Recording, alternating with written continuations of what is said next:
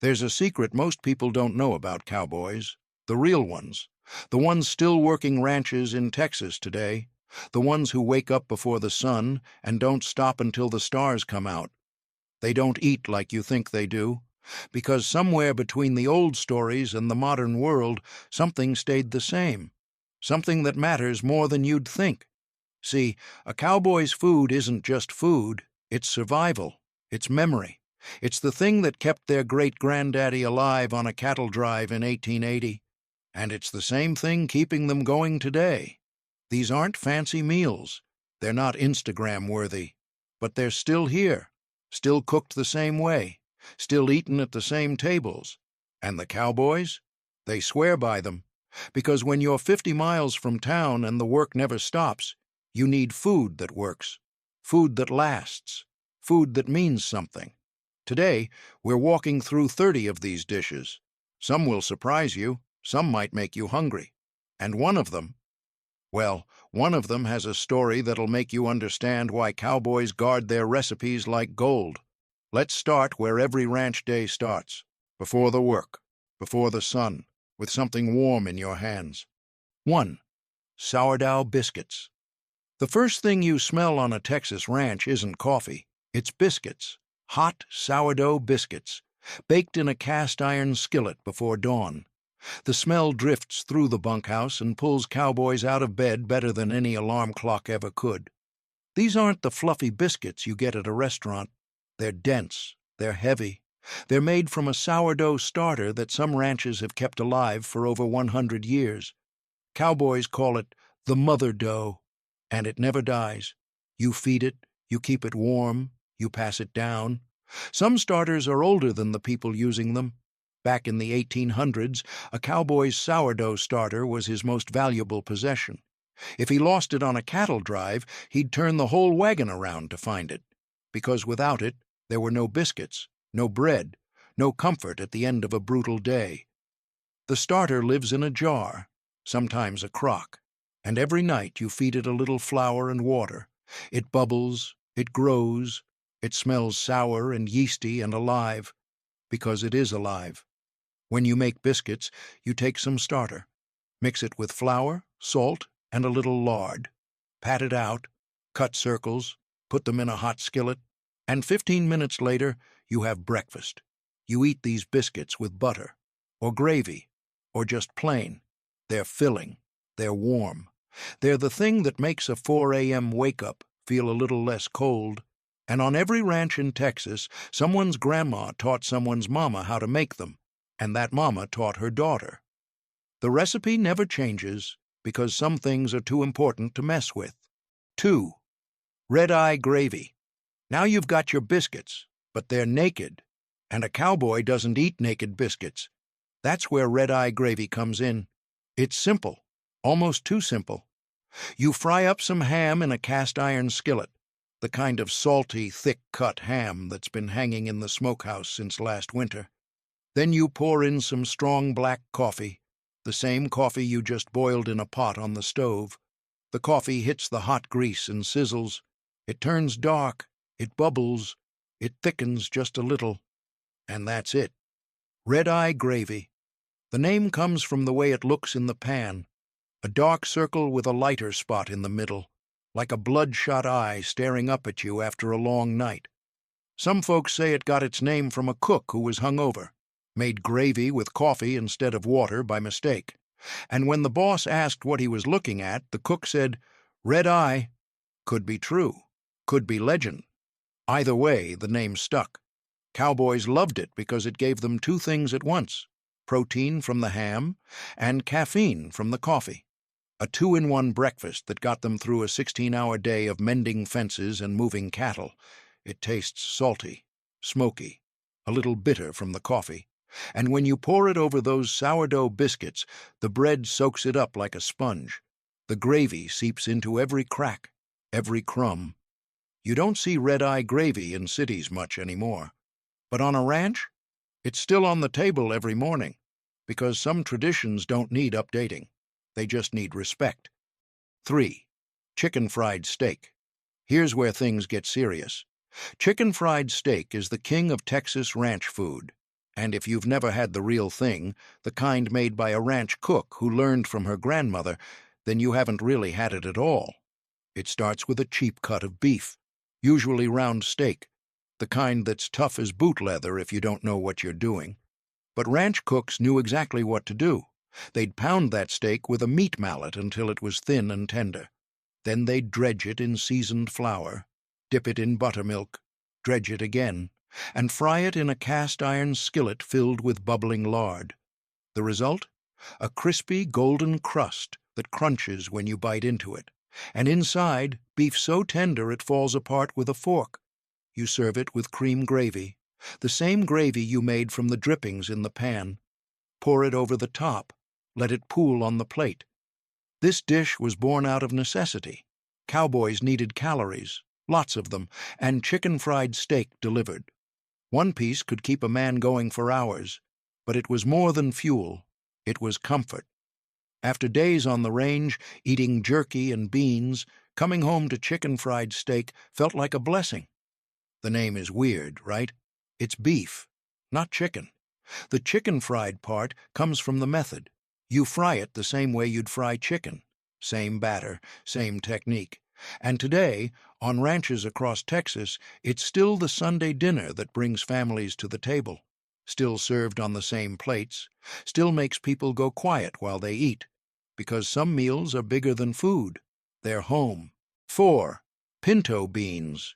If there's one food that kept cowboys alive more than any other, it's this. Pinto beans. Simple, cheap, and cooked slow over a fire until they're soft enough to melt in your mouth. Cowboys ate them every single day. For breakfast, for lunch, for dinner. Sometimes all three. And they never complained, because pinto beans were magic. You could carry a sack of dried beans on a cattle drive and they'd last for months. They didn't spoil, they didn't need refrigeration, and when you cooked them right, they filled your belly and kept you strong. The secret was time. You'd soak the beans overnight, then you'd cook them low and slow in a big iron pot. Add some salt pork for flavor, maybe an onion if you had one, and you'd let them simmer for hours. The pot would sit on the edge of the fire, bubbling gently, filling the air with a smell that made your stomach growl. And when they were done, those beans were creamy, rich, hearty, the kind of food that stuck to your ribs. But here's what most people don't know. Pinto beans weren't just food, they were currency. Cowboys traded them, ranchers paid workers with them, and during hard times, a pot of beans could feed a whole family for a week.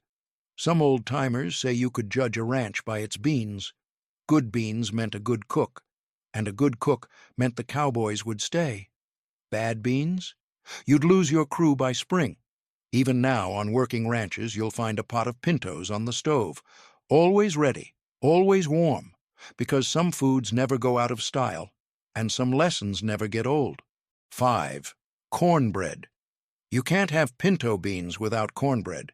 It's a rule, an unwritten law of ranch life, and not just any cornbread. It has to be made in a cast-iron skillet, the same skillet that's been seasoned for decades, the one that belonged to someone's great-grandmother. The recipe is simple. Cornmeal, buttermilk, eggs, a little salt, maybe some bacon grease if you're feeling fancy. You pour the batter into a smoking hot skillet. It sizzles the second it hits the iron. Then you bake it until the edges turn crispy and golden and the middle stays soft. When it's done, you cut it into wedges, and you eat it hot, with butter, or honey, or crumbled into a bowl of pinto beans. That's how real cowboys eat it. They crumble the cornbread into the beans, let it soak up the pot liquor, then eat it with a spoon. It's messy, it's not elegant, but it's perfect. Cowboys loved cornbread because it was fast. You could make it in 20 minutes, and it paired with everything. But there's something else about cornbread that matters. It's the taste of home. Even when cowboys were hundreds of miles away on a cattle drive, that first bite of cornbread brought them back. To their mama's kitchen, to Sunday dinners, to the people they loved. You can taste it in the texture, the way the crust cracks, the way the inside stays tender. And on ranches today, cornbread still means the same thing. It means you're not alone. You're part of something bigger, something that's been going on for generations, and that's worth more than gold. Some ranch cooks won't even use a recipe anymore. They measure by feel, by memory, the same way their grandmothers did before them. 6. Son of a gun stew. Now we need to talk about the dish that separates the real cowboys from the pretenders. Son of a gun stew. If you don't know what's in it, you're probably better off. But if you grew up on a ranch, you've eaten it, and you've loved it. Here's the truth. This stew was made from the parts of a cow that nobody else wanted. The heart, the liver, the kidneys, the tongue, the brains, sometimes even the marrow gut, which is exactly what it sounds like. It's the tube that connects a calf's stomach to its intestines. And yes, cowboys ate it. They didn't waste anything. When you butchered a cow on the range, you used every single part. And the organ meats? Those went into the stew pot. You'd chop everything up, toss it in with some onions, potatoes, and whatever vegetables you had. Then you'd simmer it for hours until it turned into a thick, hearty stew. It doesn't sound pretty, but it tasted like survival. And here's the thing. Organ meats are packed with nutrients, iron, protein, vitamins. Cowboys who ate son of a gun stew stayed stronger and healthier than the ones who didn't. The name? Well, there are a few stories. Some say it's a cleaned-up version of what cowboys really called it. Others say it came from the surprise you felt when you found out what you were eating. Either way, it's still made on some ranches today. Old-timers make it. Pass the recipe down to anyone brave enough to try it, because waste is a sin, and tradition is sacred. But this next one? This one was easier to love. 7. Beef jerky. Every cowboy carried beef jerky. Not the stuff you buy at a gas station, not the sweet teriyaki-flavored nonsense. Real beef jerky. The kind that's tough as leather and salty as the sea. Making it was an art. You'd slice beef into thin strips, against the grain, about a 1/4 inch thick. Then you'd rub it with salt, pepper, and maybe some chili powder. Some cowboys added garlic, some added vinegar. Every ranch had its own method. Then you'd hang it in the sun or smoke it over a low fire until all the moisture was gone. It would take days, and you had to watch it, keep the flies off, make sure it dried evenly. What you ended up with was meat that could last for months. It didn't spoil, it didn't mold, and it didn't need to be cooked. You could eat it on horseback, in the saddle, while riding through a dust storm. It was portable protein, and for a cowboy, that meant everything. But jerky was more than just practical. It was personal. Every ranch had its own recipe. Some used more pepper, some used less salt, some added garlic or vinegar or mesquite smoke, and you could tell where a cowboy came from by the way his jerky tasted. If you worked on the King Ranch, your jerky was different from a cowboy who worked on the XIT. It was identity, pride, territory. Today, ranchers still make their own jerky. They still hang it to dry in the barn. They still pass down the recipe to their kids, because some flavors can't be bought in a store. You have to earn them. 8. Coffee. Let's talk about the fuel, the thing that got cowboys out of bed and kept them going until sunset. Coffee. But not the kind you're thinking of, not the smooth, filtered, gourmet stuff. Cowboy coffee was rough, it was strong, and it was made in a pot over an open fire. Here's how you made it. You'd fill a pot with water, bring it to a boil. Then you'd toss in a handful of coffee grounds. No filter, no measuring, just grounds straight into the water. You'd let it boil for a few minutes. Then you'd pull it off the fire and let it settle. The grounds would sink to the bottom, and you'd pour yourself a cup. It was thick, it was gritty, and if you weren't careful, you'd get a mouthful of grounds. But it worked. Cowboys would drink 3, 4, 5 cups a day. It kept them awake. It kept them warm. And it gave them something to do with their hands during the long, quiet nights. Some ranchers would add a pinch of salt to cut the bitterness. Others would throw in an eggshell to help the grounds settle. There's a saying, coffee should be strong enough to float a horseshoe. And cowboy coffee was. The taste?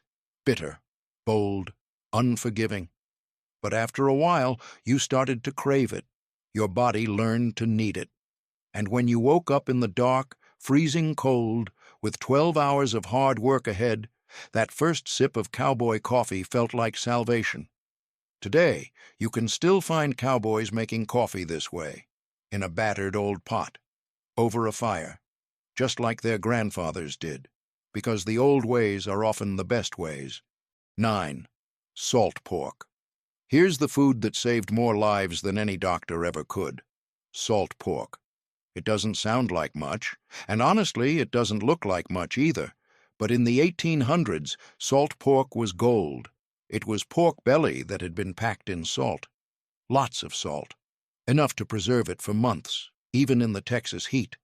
Cowboys would carry slabs of it in their saddlebags, and when they needed to cook, they'd slice off a piece, fry it up, and use the grease to cook everything else. The beans, the biscuits, the potatoes. Everything tasted better with salt pork grease. But the meat itself? It was salty, almost too salty. You had to soak it in water first just to make it edible. You'd cut off what you needed, put it in a pan of water, let it sit for an hour or two. The salt would leach out, then you'd fry it, and it would crisp up, turn golden, smell like heaven. Still, cowboys ate it, because it was protein, it was fat, it was calories, and out on the range, calories were life. Salt pork also had another use. Trading. If you had extra salt pork, you could trade it for whiskey, or tobacco, or a new pair of boots. It was valuable, practical, essential. And even though refrigeration changed everything, some ranchers still cure their own pork, still pack it in salt, still eat it the old way. Not because they have to, but because forgetting where you came from is the fastest way to lose yourself. But the next one? The next one tells a different kind of story. 10. Dried beef. Dried beef was the insurance policy. When everything else ran out, when the supply wagon didn't show up, when the hunting went bad, you still had dried beef. It was beef that had been salted, smoked, and dried until it was hard as wood. You couldn't bite into it straight. You had to shave off thin slices with a knife, but once you did, you could chew on it for hours. Cowboys made it the same way they made jerky. Thin slices, salt, smoke, thyme. The difference? Dried beef was even tougher, even saltier, even longer lasting. Some cowboys carried dried beef for entire cattle drives, 3 months on the trail, and the same piece of dried beef would still be good at the end. You'd eat it plain, let it soften in your mouth, let the salt and smoke wake up your taste buds, or you'd cook it into gravy. Cream gravy with shaved dried beef poured over biscuits. It was called SOS by some folks, and we'll leave it at that. But here's the real reason dried beef mattered. It represented preparation, forethought, responsibility. A cowboy who carried dried beef was a cowboy who planned ahead, who thought about tomorrow, who took care of himself and his crew. On a cattle drive, things went wrong. Wagons broke down, rivers flooded, supplies got lost. And when that happened, the cowboys with dried beef survived. The ones without it? They struggled. And on a ranch, that kind of thinking kept people alive. Still does, because planning ahead never goes out of style. Old-timers say you could tell a smart cowboy by the weight of his saddlebag, and dried beef was always the heaviest part. 11. Sausage gravy. If you've made it this far, you've earned the right to hear about sausage gravy. This is the dish that makes grown men cry. Not because it's sad, but because it reminds them of Saturday mornings, of their grandmother's kitchen, of the smell that filled the house before anyone else was awake. Sausage gravy is simple. You cook crumbled pork sausage in a cast-iron skillet, the kind of sausage with sage and black pepper, the kind that fills the air with smoke. Once the sausage is browned, you sprinkle in some flour, stir it around, let it cook for a minute. Then you pour in milk, whole milk, and you stir and stir and stir. The gravy thickens, it turns creamy, it coats the back of a spoon. You pour it over biscuits, hot biscuits that are still steaming, and when you take that first bite, the world stops. It's rich, It's peppery. It's everything comfort food should be. The biscuit soaks up the gravy. The sausage adds little bursts of flavor. The pepper gives it a kick. And for just a moment, nothing else matters. Cowboys ate sausage gravy on cold mornings, on days when the work ahead felt impossible, on mornings when they needed something warm in their belly and something warm in their heart. And it worked every single time. There's something about sausage gravy that goes beyond taste. It's emotional. It's memory. When you eat it, you remember being a kid. You remember feeling safe. You remember believing everything would be okay. Today, ranch families still make it, still serve it on weekends, still gather around the table and eat in silence because the food is too good for talking. Some traditions don't need words. 12. Buttermilk pie. Here's the secret weapon of ranch cooks. Buttermilk pie. It's the dessert that doesn't look like much. No fancy decorations, no layers, no frosting, just a simple golden pie with a custard-like filling. But one bite, and you understand why cowboys fought over the last slice. The filling is made from buttermilk, eggs, sugar, and a little flour. You mix it together, pour it into a pie crust, and bake it until it sets. What you get is creamy, tangy, sweet but not too sweet. It tastes like a cloud, like a memory, like something your great-grandmother whispered into existence. The top gets golden, a little bit crispy, and when you cut into it, the filling jiggles just slightly. It's smooth on your tongue. The buttermilk gives it a subtle tang that cuts through the sweetness, and somehow it tastes like home. Buttermilk pie was born out of necessity. Ranch cooks always had buttermilk left over from making butter, and wasting food was a sin, so they turned it into pie, and that pie became legendary. Cowboys would work harder on days when they knew buttermilk pie was waiting for them. They'd finish their chores faster, ride longer, push through the pain, all for a slice of pie. There's a story some old-timers tell about a ranch hand who rode 30 miles just because he heard a certain cook was making buttermilk pie. Is it true? Maybe, maybe not. But the fact that people believe it, that tells you everything you need to know. Today, you'll find buttermilk pie at ranch gatherings, at church potlucks, at family reunions, and every single time, someone will say the same thing. This tastes just like Grandma's. Because it does. Because it always will. 13. Peach cobbler. Let's talk about the desert campfire miracle. Peach cobbler, made in a Dutch oven, over an open fire, in the middle of nowhere. It sounds impossible, but cowboys did it all the time. Here's how. You'd take canned peaches, or dried peaches if that's all you had. Put them in the bottom of a Dutch oven. Sprinkle some sugar and cinnamon on top. Then you'd make a simple batter. Flour, sugar, milk, butter. Pour it over the peaches. Put the lid on the Dutch oven. Set it in the coals. Pile more coals on top of the lid. And wait. 30 minutes later, you'd lift that lid and find magic. Golden brown cobbler, bubbling peaches, the smell of cinnamon and sugar and happiness. You'd scoop it into tin cups, eat it with a spoon, burn your tongue because you couldn't wait. And for just a moment, sitting around that campfire under the stars, eating peach cobbler, life felt perfect. The batter would puff up, get crispy on top, stay soft underneath. The peaches would bubble and thicken into a syrup. And when you took that first bite, the sweetness hit you, then the warmth, then the memory of every good thing you'd ever tasted. Cowboys didn't have much, but they had this. They had the ability to make something beautiful in the middle of nothing, and that mattered. It still matters. Today, Dutch oven peach cobbler is still the centerpiece of outdoor gatherings on ranches, still made the same way, still tastes like home, because some desserts are bigger than sugar and flour. They're proof that even in the hardest places, sweetness can survive. But this next dish, it changed everything. 14. Beef brisket. Now we're getting to the heart of Texas, smoked beef brisket.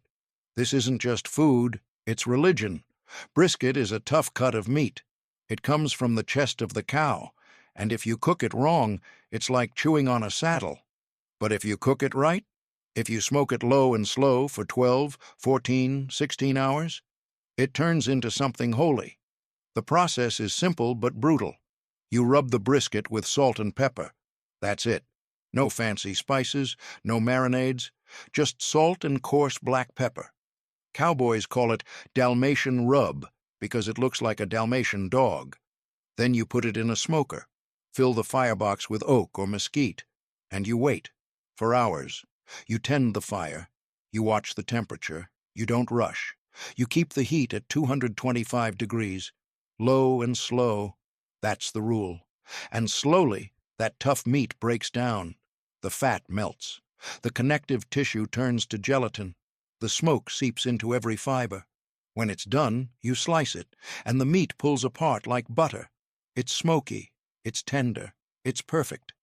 The outside has a dark crust called the bark, crispy, flavorful, almost burnt.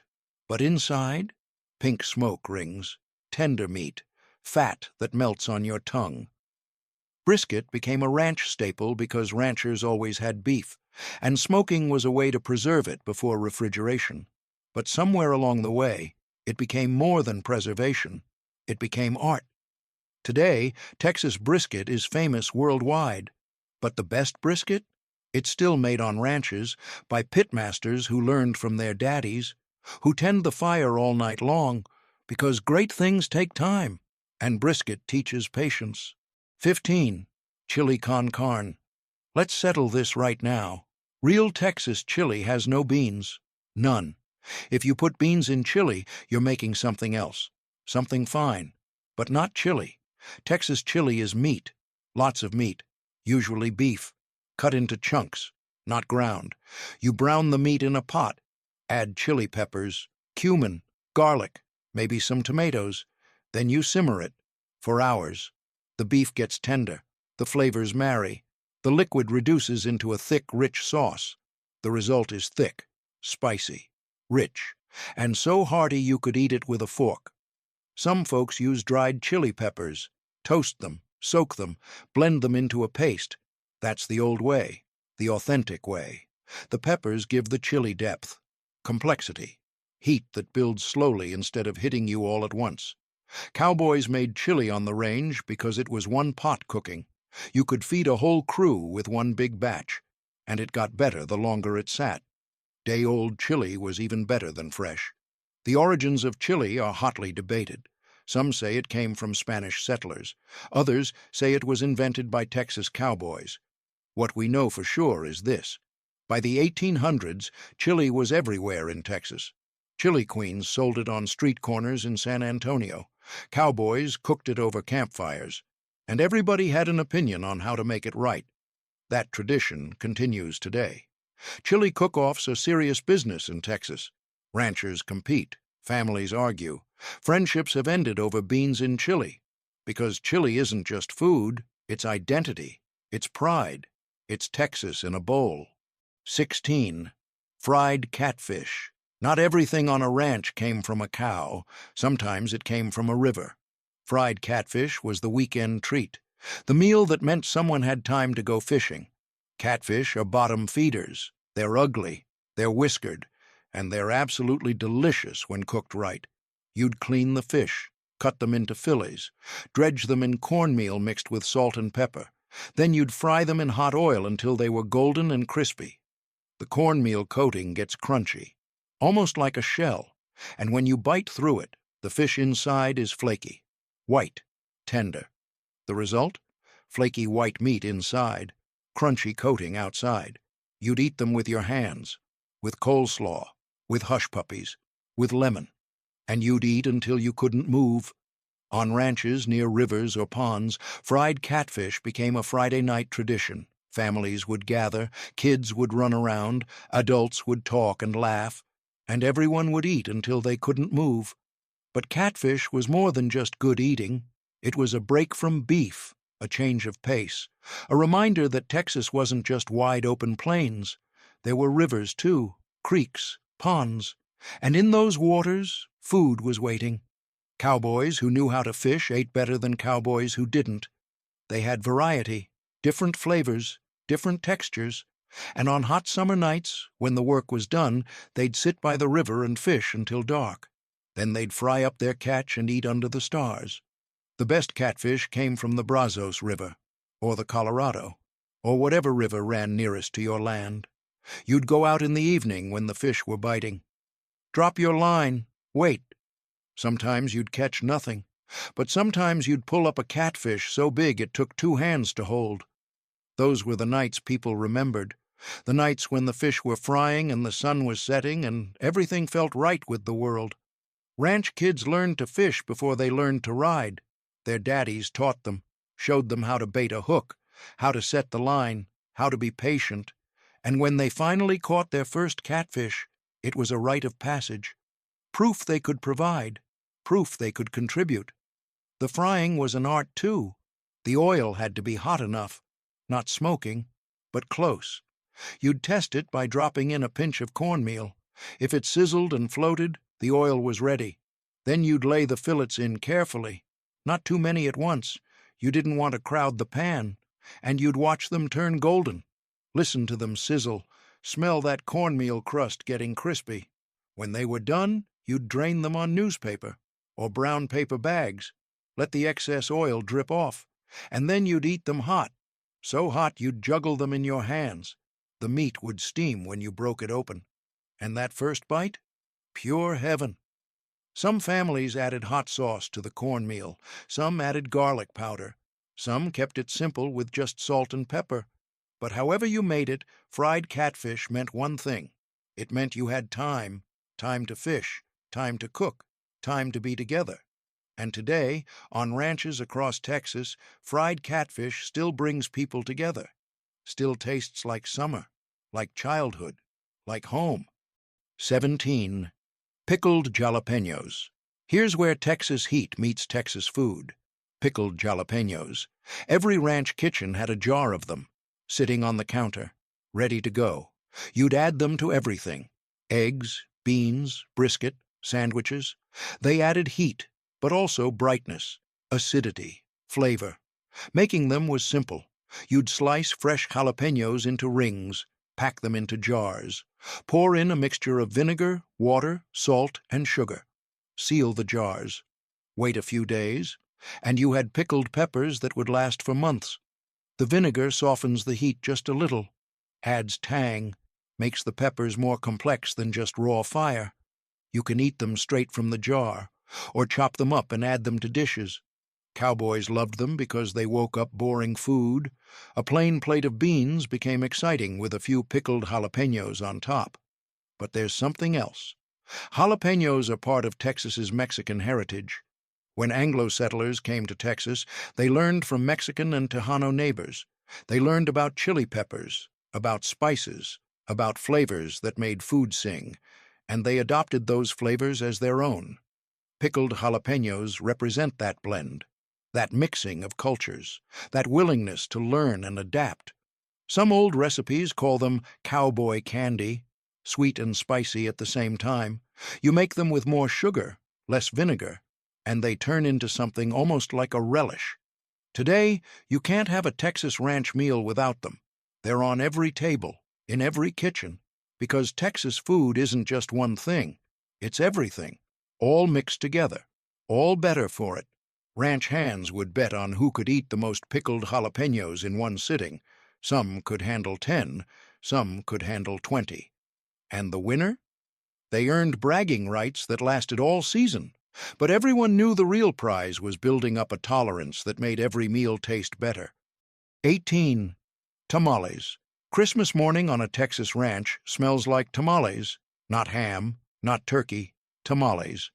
It's a tradition that goes back generations to the Mexican and Tejano families who settled Texas long before it was Texas. Making tamales is an all-day event, a family event. You make the masa, the corn dough. Mix it with lard and broth until it's light and fluffy. You prepare the filling, usually pork, cooked in red chili sauce until it falls apart. Then you spread masa on corn husks, add the filling, fold them up, and steam them for hours. The kitchen fills with aunts and cousins and grandmothers. Everyone has a job, everyone helps. Someone spreads the masa, someone adds the filling, someone folds, and the whole time people talk, they laugh, they tell stories. It's work, but it's also love. And when the tamales are done, you eat them together. You peel back the husk. The steam hits your face. The masa is soft and warm, and inside the pork is tender and spicy and perfect. Tamales became part of Texas ranch culture because Texas has always been multicultural. Cowboys worked alongside vaqueros, Anglo ranchers married into Mexican families, and the food traditions blended. Nobody questioned it. Nobody tried to keep things separate. Good food is good food, and good people are good people. Today, even ranches that aren't Hispanic make tamales, because it's not about where you came from, it's about where you are. And in Texas, tamales are home. They're family. They're the food that says, we're together, and that's what matters. Some families make 100 tamales in one day, some make 300, and every single one is made by hand with care. The recipe gets passed down through the women, mother to daughter, grandmother to granddaughter, and if you're lucky enough to be invited to a tamalada, you don't just learn how to make tamales. You become part of something bigger than yourself. 19. Barbacoa, Sunday morning, before church. There's a tradition on South Texas ranches that outsiders don't know about. Barbacoa. This is beef head, wrapped in maguey leaves, cooked in a pit in the ground. Overnight. It sounds extreme, and it is, but the result is meat so tender it melts, so flavorful it needs nothing else. The process is ancient. You dig a pit, line it with stones, build a fire until the stones are red hot, then you wrap the beef head in leaves, lower it into the pit, cover it with dirt, and wait. All night, that meat cooks. Slow, gentle, perfect. The earth acts like an oven. The heat radiates from the stones. The leaves keep the meat moist. And underground, magic happens. In the morning, you dig it up, unwrap it, and shred the meat from the cheeks, the tongue, the jaw, all of it tender, all of it falling apart. You eat it in tacos, with cilantro and onions, with salsa, and it's better than anything you've ever tasted. Barbacoa comes from vaquero culture. The Mexican cowboys who worked Texas ranches before Texas was even a state. They didn't waste anything.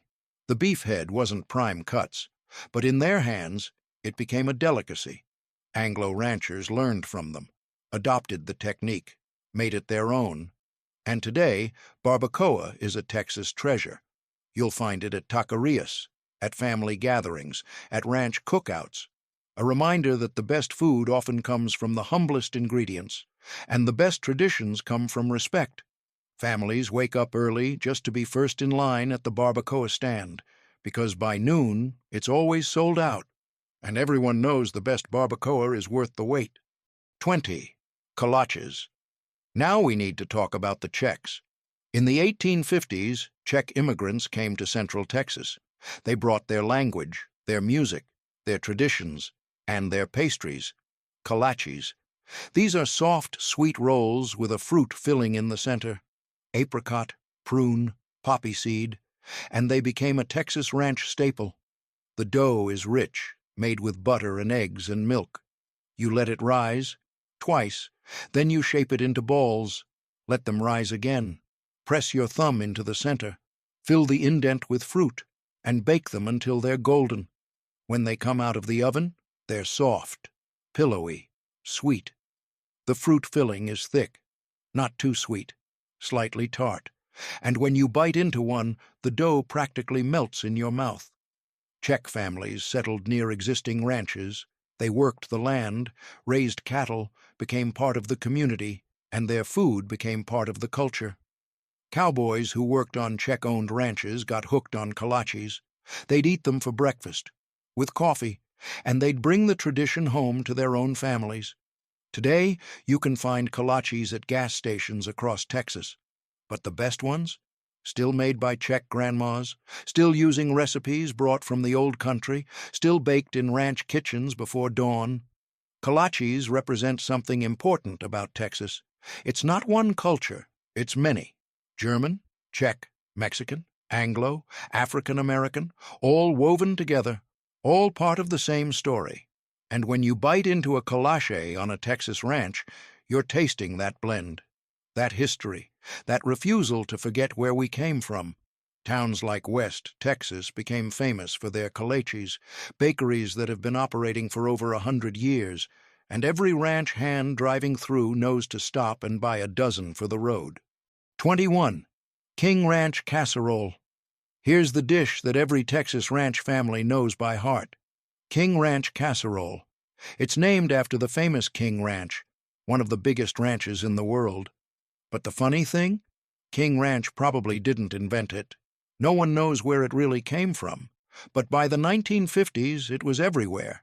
And it's still everywhere today. It's layers of tortillas, chicken, cheese, and a creamy sauce made with cream of mushroom soup and rotel tomatoes. You bake it until it's bubbling, until the cheese melts into every crevice, until the tortillas soften and soak up all the sauce, and you serve it at every gathering, every potluck, every funeral, every celebration. It's the dish that says, "We're here for you." Making it is simple. You layer torn tortillas in a casserole dish, add shredded chicken, pour on the sauce, sprinkle cheese, repeat, then bake it until it's golden and bubbly. When you scoop it onto a plate, it holds together. Kind of. The tortillas are soft, the chicken is tender, the cheese pulls in long strings, and the flavor? It's creamy, spicy from the rotel, comforting in a way that's hard to describe. Cowboys love it because it's filling, it feeds a crowd, and you can make it ahead. But there's something deeper. King Ranch Casserole represents adaptation. It's Tex-Mex, but also American. It's traditional, but also modern. It's proof that food doesn't have to stay the same to stay meaningful. Ranchers today still make it, still bring it to gatherings, still argue about whether you should use chicken or turkey, fresh tomatoes or canned, because even new traditions become sacred, given enough time. 22. Huevos rancheros. Morning on a ranch starts early, and if you're a working cowboy, you need more than cereal. You need huevos rancheros. It's eggs, fried, served on tortillas, covered with salsa. Simple, fast, powerful. The eggs are fried in a cast-iron skillet, the kind that's been in the family for decades. You fry them until the whites are crispy around the edges, until the yolk is still runny. The tortillas are warmed on the stove, just until they soften, until they smell like corn and smoke. The salsa is homemade, always homemade. Tomatoes, jalapenos, onions, cilantro. You stack it all together. Eggs on tortillas, salsa on top, maybe some beans on the side, and you eat it with your hands. It's messy. The yolk breaks and runs into the salsa. The salsa soaks into the tortilla, and it's delicious. The combination hits you all at once. Spicy, savory, rich from the egg yolk. It gives you the energy to work until noon without stopping. Huevos rancheros came from Mexican ranch culture, the same culture that gave us vaqueros and rodeos, and half the cowboy traditions we think of as American. It's a reminder that Texas was Mexico once, and that history doesn't disappear. It shows up in the food, in the language, in the way people live. Today, Huevos rancheros is served in diners across Texas, but the best version? Still made on a ranch, by someone who learned from their abuela, who knows that some recipes don't need changing, they just need respect. Some families add refried beans underneath the tortillas, some add avocado on top, some sprinkle queso fresco over everything. But no matter how you make it, Huevos rancheros tastes like tradition served on a plate. 23. Carne guisada. Here's the stew that makes everything better. Carne guisada. It's beef, stewed in a rich gravy made with tomatoes, peppers, and spices. You eat it in a tortilla, or over rice, or just with a spoon straight from the pot, and every bite is like a hug. Making carne guisada takes time. You brown the beef first, cut into chunks, get a good sear on it. Then you sauté the onions and peppers, add tomatoes and cumin, pour in some water or broth, and you let it simmer. For an hour, 2 hours, however long it takes. The beef gets tender, falls apart when you poke it with a fork. The gravy thickens, the flavors marry, everything becomes one, and when it's done, you have comfort in a bowl. The smell fills the house, rich, savory, slightly spicy, and when you taste it, the beef melts on your tongue. The gravy coats everything. The cumin adds warmth. Cowboys loved carne guisada because it was forgiving. You could use cheap cuts of beef. You could stretch it with more gravy if you had extra mouths to feed, and it tasted better the next day. Ranch cooks made it in giant pots, fed entire crews, and everyone left satisfied. Today, carne guisada is breakfast food in South Texas.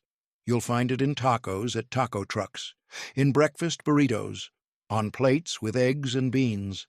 It's proof that the line between breakfast, lunch, and dinner doesn't matter. Good food is good food, anytime, anywhere. Some families add potatoes to make it stretch further. Some add a little beer for depth. And every cook has their own secret ratio of cumin to garlic. But they all agree on one thing. Carne guisada made with patience always tastes better than carne guisada made in a hurry. 24. Fried okra. Some people hate okra. They say it's slimy, weird, unpleasant. Those people have never had fried okra. On a Texas ranch, okra grows like a weed, especially in summer. And ranch cooks learned long ago how to make it delicious. You slice the okra into rounds, about half an inch thick. Then you toss it in cornmeal, season it with salt and pepper, and you fry it in hot oil until it's crispy. The slime disappears. What you're left with is crunchy on the outside, tender on the inside, addictive. The cornmeal coating gets golden, almost nutty, and inside the okra stays green and fresh. You eat it as a side dish, with fried chicken, with catfish, with anything that needs a vegetable. And once you start eating it, you can't stop. It's the kind of food you eat with your fingers, popping piece after piece into your mouth. Okra came to America through the slave trade. Enslaved people from West Africa brought the seeds, kept the knowledge of how to grow it, how to cook it, and that knowledge spread. Southern cooks learned from African cooks, and the food became part of the culture. Today, fried okra is Southern food, Texas food, cowboy food. It's a reminder that American food is African food, is Mexican food, is European food, all at once, all tangled together, all better because of it. And on a ranch, nobody asks where the food came from. They just eat it, and they're grateful. Kids who say they hate vegetables will eat fried okra by the plateful. Ranch hands will fight over the last handful. And every summer, when the okra plants start producing, ranch cooks know they'll be frying batch after batch. Because fresh okra, fried right, disappears faster than anything else on the table. 25. Sweet tea. Let's talk about the drink that's practically a food group. Sweet tea. Not the weak stuff, not the kind with a little sugar. Texas sweet tea is strong enough to wake the dead, and sweet enough to make your teeth hurt. You brew it strong. Really strong. Use twice as many tea bags as you think you need. Black tea. Nothing fancy. Just plain black tea. Then, while it's still hot, you add sugar. A lot of sugar. Stir until it dissolves. The heat helps the sugar dissolve completely. If you wait until it's cold, the sugar just sits at the bottom. Pour it over ice. Let it get cold, and drink it by the gallon. Sweet tea was born in the South, but Texas claimed it, made it their own. On a ranch in summer, when the temperature hits 105 and you've been working since dawn, sweet tea is salvation. It cools you down. The ice-cold liquid shocks your system. It wakes you up. The caffeine and sugar hit your bloodstream, and it gives you energy to keep going. Cowboys drank it at lunch, at dinner, sitting on the porch after dark, and it became ritual. A glass of sweet tea meant a break, a moment to breathe, a chance to sit down and remember you're human. Some ranches make it by the gallon every morning, keep a pitcher in the refrigerator at all times, and everyone who walks through the door gets offered a glass. It's hospitality. It's tradition. Today, every ranch kitchen has a pitcher of sweet tea in the refrigerator, always ready, always cold, because some drinks are more than drinks, they're tradition. 26. Pecan pie. We're getting close to the end now, and we need to talk about the dessert that rules them all. Pecan pie. This is Texas gold. Literally, pecans are native to Texas. They grow on huge trees along rivers, and for centuries people have been turning them into pie. The filling is simple: pecans, eggs, sugar, corn syrup, butter. You mix it together. The eggs bind everything. The sugar and corn syrup create a sweet, sticky base. Pour it into a pie crust. Arrange pecans on top. Bake it until the top is golden and crackly. What you get is rich, sweet, nutty, almost too much. The pecans toast in the oven. They get crunchy, slightly caramelized, and the filling sets into something between custard and candy. When you cut into it, the knife sticks a little. The filling is dense, heavy, but you eat it anyway, because it's perfect. Pecan pie was special occasion food on ranches. You made it for Thanksgiving, for Christmas, for weddings, because pecans were valuable. You didn't waste them on everyday meals. But when you did make pecan pie, it meant something. It meant celebration. It meant family. It meant things were good. Cowboys working on a ranch knew that if pecan pie showed up, something important was happening, and they'd savor every bite. Some families guarded their pecan pie recipes like secrets, added a little bourbon or vanilla or a pinch of cinnamon, little touches that made their pie different from everyone else's. Today, pecan pie is Texas's official state pie, and it's still made the old way, in cast-iron skillets, in ranch kitchens, by grandmothers who guard their recipes like secrets, because some pies are bigger than dessert, their legacy. 27. Scrambled eggs with chorizo. Morning has to start somewhere, and on a lot of Texas ranches it starts with this: scrambled eggs with chorizo. Chorizo is Mexican sausage, spicy, crumbly, bright red from chili peppers. You cook it in a skillet first. Let the fat render out. The kitchen fills with the smell of chili and spices. Then you crack eggs into the same pan. Scramble them together. Let the eggs soak up the spice, the fat, the flavor. The eggs turn orange from the chorizo. They cook in all that rendered fat, and when they're done, they're fluffy, spicy, rich.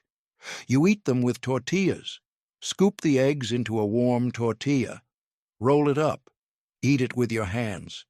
It's fast. It's filling. It's got protein and fat and flavor all in one. Cowboys loved it because it was portable. You could wrap it in a tortilla and eat it while you worked. But there's more to it than convenience. Chorizo and eggs represent the blending that makes Texas food special. Mexican sausage, American eggs, both cooked together, neither one losing its identity, but both making something new. That's the story of Texas. Different cultures, different traditions, all sharing the same land and finding ways to work together, to eat together, to live together. Scrambled eggs with chorizo isn't just breakfast. It's proof that mixing makes us stronger, that we're better together than apart. Some ranches make their own chorizo from scratch, grinding the pork, mixing in the chili powder and spices, stuffing it into casings, and when you use homemade chorizo, the eggs taste even better, because everything made with care tastes like it was made with care. 28. Tortillas. You can't tell the story of Texas ranch food without tortillas. Flour tortillas, made by hand every single day. Ranch cooks would wake up before everyone else, mix flour, lard, salt, and water, knead the dough until it's smooth, let it rest. Then roll it out into thin circles. One at a time, each tortilla gets rolled thin, almost transparent, but not quite. Cook them on a hot griddle. One at a time, they puff up, get little brown spots, smell like heaven. The smell would fill the house, warm, yeasty, comforting, and by the time everyone sat down, the tortillas were still hot.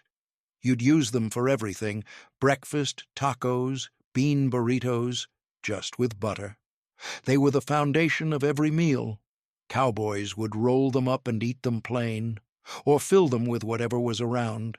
They were versatile, filling, cheap to make. Flour tortillas came from northern Mexico, from the wheat-growing regions. When settlers came to Texas, they brought the tradition with them, and it stuck. Today, ranch families still make tortillas by hand, still roll them out, still cook them fresh, because store-bought tortillas don't taste the same. They don't have the love, the time, the care.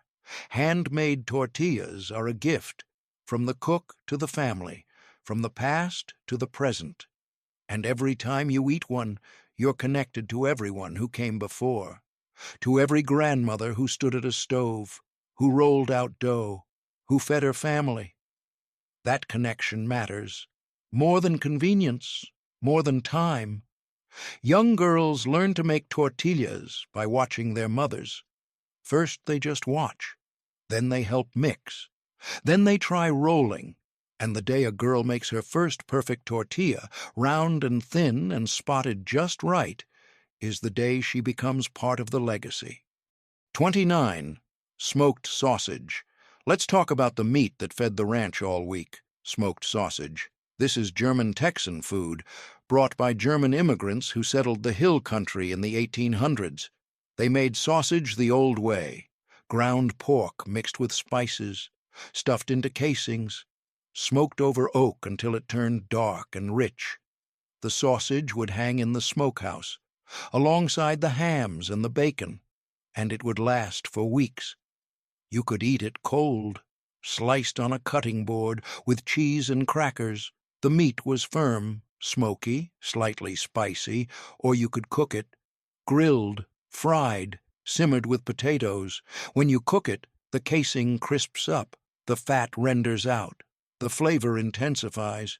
Either way, it was delicious. Cowboys loved smoked sausage because it was shelf-stable. You could hang it in the smokehouse and it would last for weeks, and it added flavor to everything. Toss a piece of smoked sausage into a pot of beans. The smoke seeps into the liquid. The fat enriches the broth. Instant upgrade. Fry it with eggs. Breakfast just got better. Wrap it in a tortilla. You've got lunch. German immigrants brought more than sausage to Texas. They brought beer, music, work ethic, and they blended into ranch culture seamlessly. Today, Texas is famous for its smoked sausage. Every meat market has their own recipe. Every family has a favorite. And on ranches, smoked sausage is still hanging in the smokehouse, still ready, still perfect, because some traditions cross cultures and become universal. Towns like Lockhart and Elgin built their reputations on sausage.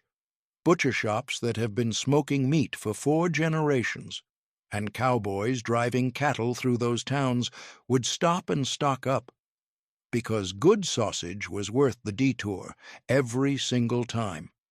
30. Pan de campo. We've come to the last one, and it's fitting, because pan de campo is where it all started. Camp bread. This is the bread cowboys made on the trail, in a Dutch oven, over a campfire, with nothing but flour, salt, baking powder, and lard. You'd mix the dough in a bowl, or in a bandana, or in your hat if you had to. Add just enough water to bring it together. Then you'd pat it into a disc, put it in a hot Dutch oven, cover it with coals, wait, and 15 minutes later you'd have bread. Not fancy bread, not sourdough or artisan, just simple, hot, filling bread. The crust would be hard, almost crispy, and inside the bread was dense, chewy. It didn't rise much, but it didn't need to. It kept cowboys alive on cattle drives, gave them something to eat with their beans, something to soak up their coffee, and it still does today. At ranch roundups, at cookouts, at gatherings where people come together to work and eat and remember. Someone always makes pan de campo. They build a fire, heat up a Dutch oven, mix the dough, and they do it the same way it's been done for 150 years, because it's not just bread, it's connection, to the land, to the past, to each other. When you tear off a piece of pan de campo, you're doing what your great-great-grandfather did. You're eating the same food, made the same way. And for just a moment, time collapses. You're not separate from the past. You're part of it, still living it, still carrying it forward. The recipe hasn't changed because it doesn't need to change. 4 ingredients: fire, time, and when you bite into it, warm and fresh from the coals, you understand why cowboys called it survival bread. It's the taste of endurance, of making do with what you have, of turning simple things into something that sustains you, body and soul. 30 foods, 30 stories, 30 reasons why cowboys still eat the way they do. These aren't museum pieces. They're not history locked in a book. They're alive, still cooked, still eaten, still passed down, from grandmother to mother to daughter, from father to son. Because food is memory, and memory is identity. And out here on the ranches of Texas, people know who they are. They know where they came from, and they know what matters. It's not fancy. It's not complicated. It's biscuits and gravy. It's beans and cornbread. It's coffee by the fire. It's the food that kept their ancestors alive, and it's the food that keeps them going today. Every single one of these dishes tells a story about survival, about adaptation, about people coming together, about refusing to forget. So the next time someone tells you cowboys are just a thing from old movies, you can smile, because you know better. Cowboys are still here, still working, still eating the foods that made them, and they're not going anywhere. Now, which one of these are you going to make first? Let me know in the comments. And if your grandma made any of these, tell me her story. Because those stories, those are the ones worth keeping. They're the ones that matter.